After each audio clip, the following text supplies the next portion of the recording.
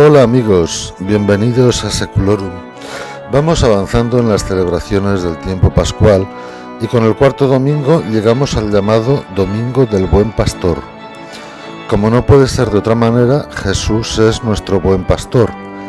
Ya la imagen del pastor estaba muy aceptada y extendida en la cultura del Antiguo Testamento y se aplicaba sobre todo a los jefes del pueblo, tanto políticos como religiosos, aunque en aquel entonces la frontera entre los unos y los otros no estaba tan definida como en nuestro tiempo. Podríamos decir que se llamaba pastores a los que tenían alguna misión en la guía del pueblo, reyes y sacerdotes sobre todo. Por eso en tiempo de Jesús, la figura del pastor no era extraña en su sociedad ni en el ámbito de lo religioso. A Jesús le es aplicable el concepto de pastor porque se erige en guía del pueblo, lo conduce con sus enseñanzas, lo lleva por los caminos que el Padre le ha designado y finalmente da la vida por su rebaño. Glorificado, ha abierto para sus ovejas el acceso a la vida eterna.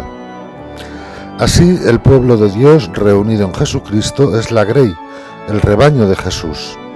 La Iglesia es la comunidad de los que creen en Él, de los que le siguen, de los que le reconocen como pastor y como guía, como primogénito de entre los muertos. Y en el texto evangélico de hoy, Jesús se presenta como la puerta de las ovejas. Jesús distingue entre lo que es entrar a través de Él en el rebaño y lo que es entrar a través de otros.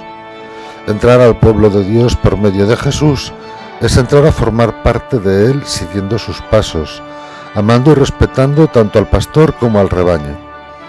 Hay otros que no entran por medio de Jesús, sino que lo hacen utilizando otros elementos. Esos no tienen una actitud constructiva, quieren aprovecharse del rebaño, lo asaltan para alborotar, hacer estragos, para robar y destruir.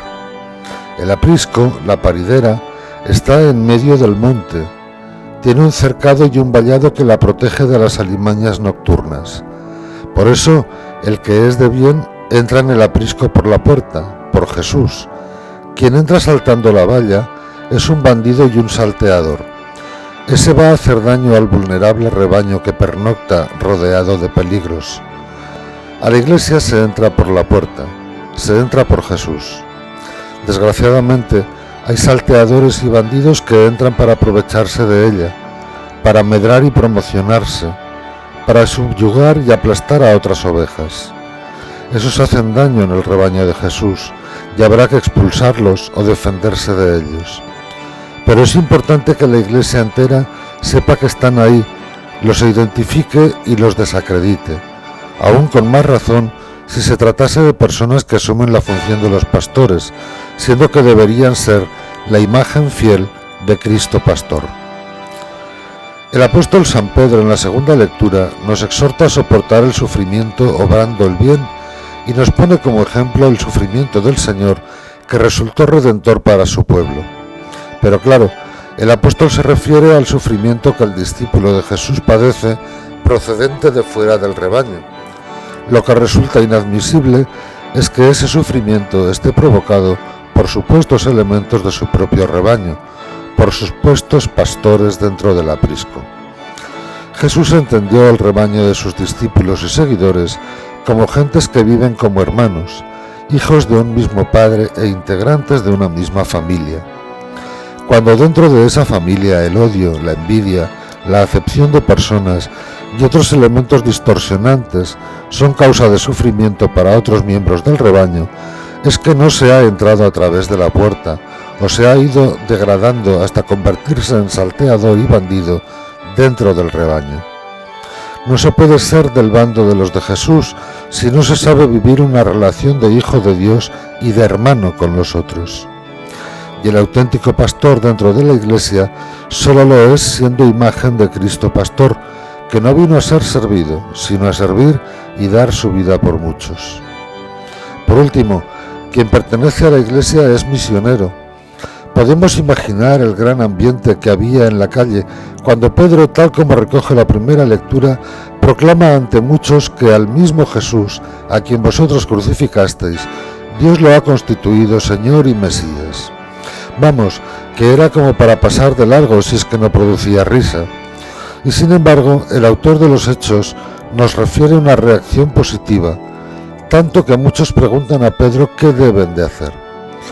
Pedro les responde que se conviertan y se bauticen.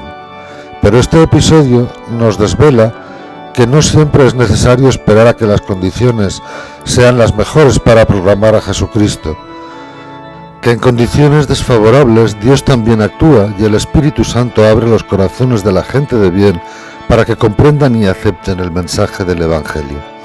Si somos del rebaño de Jesús, estaremos siempre prontos a dar testimonio de Él, a ser misioneros, a tiempo y a destiempo, nos dirá San Pablo. Quien solo da testimonio de sí mismo no es oveja de Jesús. Al que pertenece a su rebaño no le interesa su promoción personal, sino llevar hasta Jesús a todo el que pueda. Llevar a los otros hasta el Supremo Pastor es otra de las cualidades de quien pertenece auténticamente al rebaño de Jesús. Bueno amigos, pues en estos días tengo que someterme a una intervención quirúrgica, así es que supongo que tendré que descansar algunas semanas. Retomaré esta tarea en cuanto sea posible. Gracias por vuestra atención y hasta pronto si Dios quiere.